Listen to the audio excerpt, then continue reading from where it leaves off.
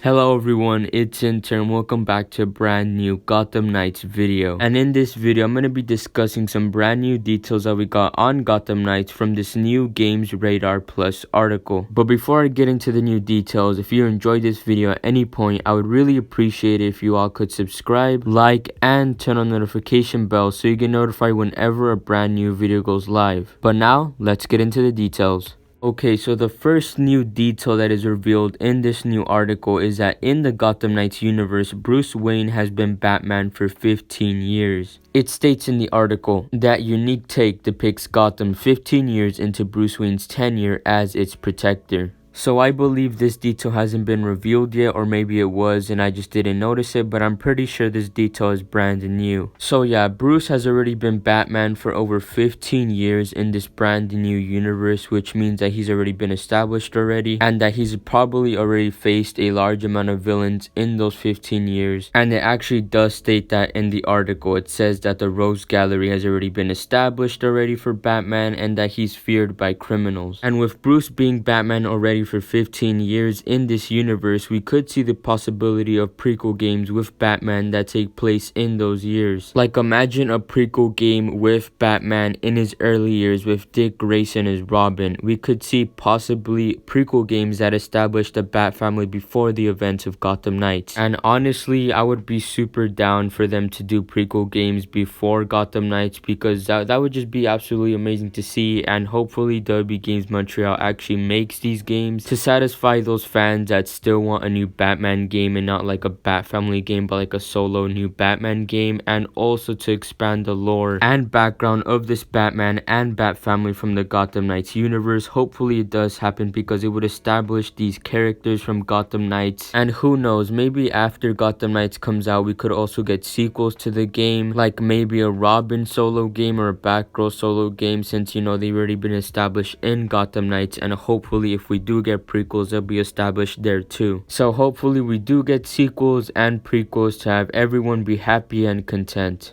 Now the next new detail that we got from the article is some new details on the combat and how it's similar to the Arkham combat but different at the same time. So it states, while Gotham Knights shares some DNA with the Arkham games, WB Games Montreal being behind 2013's Batman Arkham Origins, you should expect some variety and challenge from this all-new experience. We have entirely redesigned the combat system in order to work well in co-op, says Marty, executive producer of Gotham Knights. Of course, we're still a brawler, and some of the mechanics won't feel totally alien for the people who played and enjoyed the Arkham series, but it is in many ways very different. So from this quote and previous other articles and news we received, we know that Gotham Knights is going to have a different combat system than the Arkham games. But like Marty said in this quote, it's not going to be drastically different, so many players that play the Arkham games can still get a sense of this new combat with new elements to it. Now the next set of details reveals some new info about switching between characters, the Belfry, and story progression and more, so let's get into it. So it states in the article, the game allows you to switch to a different character pretty much anytime you want, as long as you go back to the Belfry to do so. With the Batcave destroyed the moment Code Black was initiated, the Belfry is the new base of operations for the Gotham Knights. This is where you'll go in the daytime to regroup and rest, push the narrative forward as you accept new challenges and missions, and tinker with your hero suits, weapons, gear, and playstyle build. Then when night falls and you're ready to go back out on patrol, you'll be able to head back out into Gotham as any one of the characters, and without any fear of being underleveled or prepared.